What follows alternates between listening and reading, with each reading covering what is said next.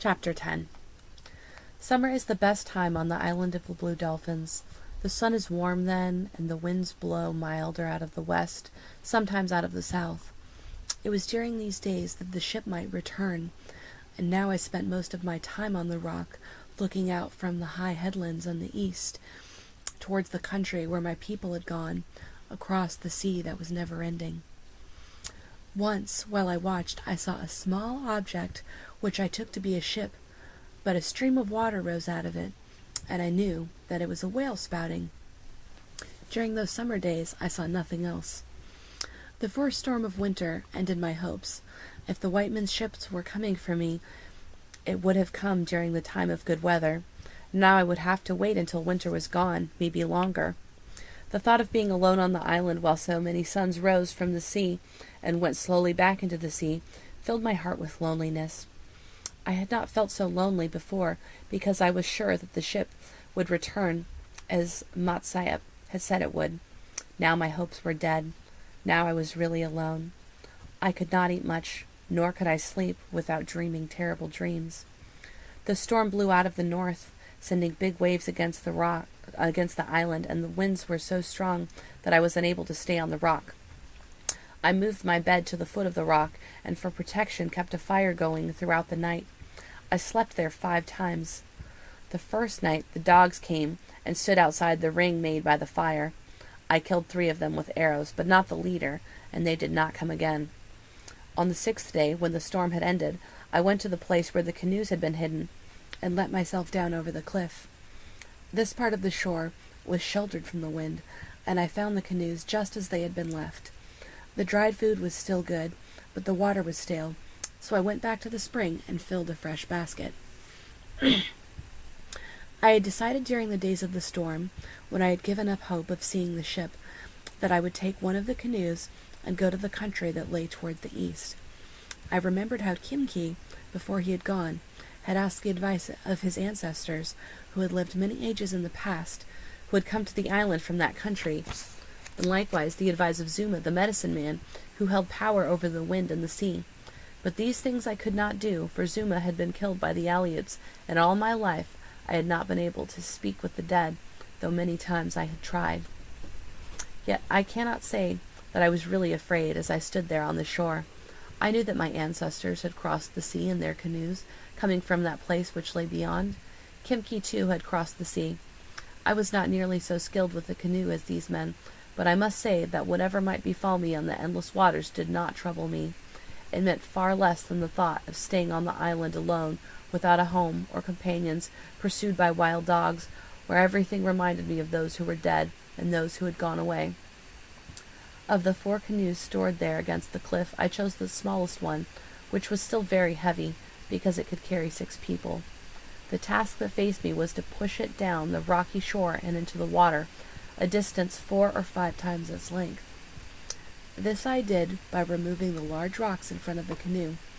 I then filled it in all these holes with pebbles, and along this path laid down long strips of kelp, making a slippery bed. The shore was steep, and once I got the canoe to move with its own weight, it slid down the path and into the water. The sun was in the west when I left the shore. The sea was calm behind the high cliffs. Using the 2-bladed paddles, I quickly skirted the south part of the island. As I reached the sand spit, the wind struck. I was paddling from the back of the canoe, because you can go faster kneeling there, but I could not handle the wind. Kneeling in the middle of the canoe, I paddled hard and did not pause until I had gone through the tides that run fast around the sand spit. There were many small waves, and I was soon wet. But as I came out from behind the spit, the spray lessened, and the waves grew long and rolling. Though it would have been easier to go the way they slanted, this would have taken me in the wrong direction. I therefore kept them on my left hand, as well as the island, which grew smaller and smaller behind me. At dusk I looked back. The island of the Blue Dolphin had disappeared. This was the first time that I felt afraid. There were only hills and valleys of water around me now. When I was in a valley, I could see nothing, and when the canoe rose out of it, only the ocean stretching away and away. Night fell, and I drank from the basket. The water cooled my throat. The sea was black, and there was no difference between it and the sky. The waves made no sound among themselves, only faint noises as they went under the canoe or struck against it. Sometimes the noises seemed angry, and at other times like people laughing. I was not hungry because of my fear. The first star made me feel less afraid. It came out low in the sky, and it was in front of me, towards the east. Other stars began to appear all around, but it was this one I kept my gaze upon. It was in the figure that we call a serpent, a star which shone green, which I knew. Now and then it was hidden by mist, yet it always came out brightly again. Without this star I would have been lost, for the waves never changed. They always came from the same direction, and in a manner that kept pushing me away from the place I wanted to reach.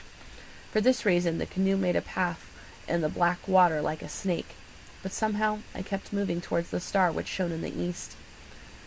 This star rose high, and then kept the North Star on my left hand, the one we call the star that does not move. The wind grew quiet. Since it always died down right when the night was half over, I knew how long I had been traveling and how far away the dawn was. About this time I found that the canoe was leaking. Before dark I had emptied one of the baskets in which food was stored and used it to dip out the water that came over the sides. The water that now moved around my knees was not from the waves. I stopped paddling and worked with the basket until the bottom of the canoe was almost dry. Then I searched around, feeling in the dark along the smooth planks, and found the place near the bow where water was seeping through a crack as long as my hand and the width of a finger. Most of the time it was out of the sea, but it leaked whenever the canoe dipped forward in the waves. The places between the planks were filled with black pitch, which we gathered along the shore. Lacking this, I tore a piece of fiber from my skirt and pressed it into the crack which held back the water. Dawn broke in a clear sky, and as the sun came out of the waves I saw that it was far off on my left. During the night I had drifted south of the place I wished to go, so I changed my direction and paddled along the path made by the rising sun. There was no wind on this morning, and the long waves went quietly under the canoe. I therefore moved faster than during the night. I was very tired, but more hopeful than I had been since I left the island. If the good weather did not change, I would cover many leagues before dark. Another night and another day might bring me within sight of the shore towards which I was going. Not long after dawn, while I was thinking of this strange place and what it would look like, the canoe began to leak again. This crack was between the same planks, but it was a larger one, and close to where I was kneeling. The fiber I tore from my skirt and pushed into the crack held back most of the water which was seeping in whenever the canoe rose and fell with the waves. Yet I could see that the planks were weak from one end to the other, probably from the canoe being stored for so long in the sun, and that they might open along their whole length if the waves grew rougher.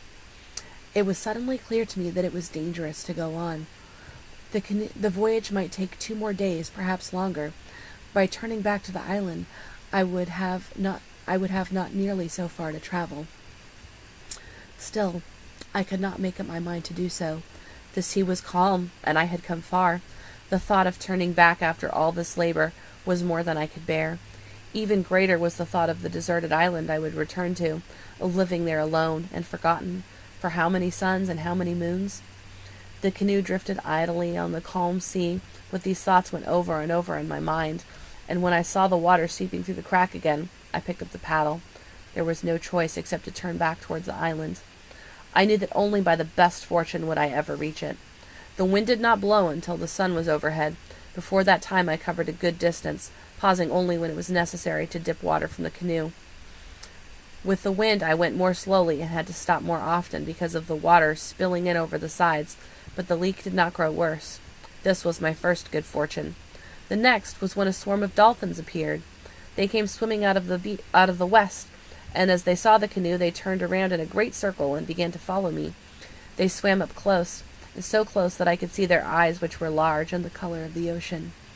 Then they swam on ahead of the canoe, crossing back and forth in front of it, diving in and out as if they were weaving a piece of cloth with their broad snouts. Dolphins are animals of good omen. They make me happy to have them swimming around the canoe, and though my hands had begun to bleed from the chafing of the paddle, just watching made me forget my pain.